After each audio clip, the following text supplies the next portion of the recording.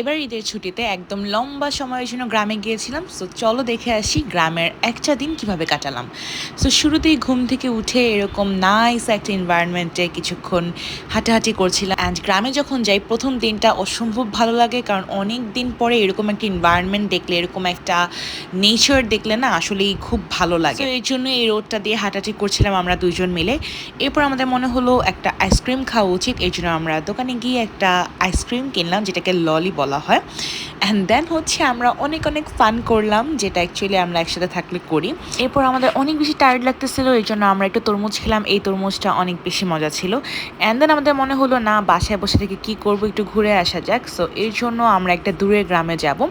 Mainly গ্রামের সব রাস্তা কিন্তু সুন্দর হয় না, সো আমরা একটা সুন্দর রাস্তা চাচ্ছিলাম, যেটা দেখতে প্লাস একটু ঘোরাঘুরি করতে ভালো লাগবে।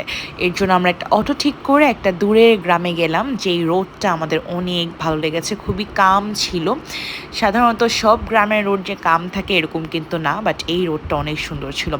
দূরে হচ্ছে ঘোড়ার গাড়ি দিয়ে আলু নিয়ে যাওয়া হচ্ছিল, সো এই ভিউটাও খুব ভালো লাগতেছিল।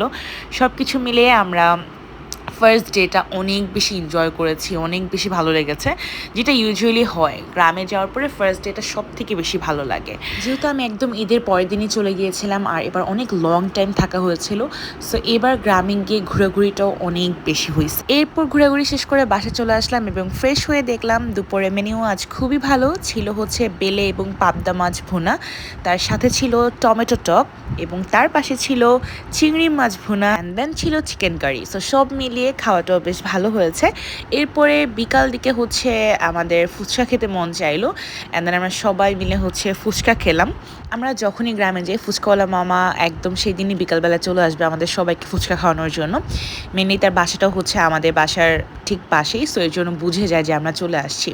এরপর আমরা একটা আইসক্রিম খেলাম, অ্যান্ড আইসক্রিম খাওয়া শেষে অবভিয়াসলি আমাদের তো একটু পদ্মার পাড়ে যাওয়াই লাগে। অ্যান্ড দেন বিকালের পরে বেশ কিছুক্ষণ পদ্মার পাড়ে গিয়ে বসেছিলাম। So that is all for today, until my next video, by.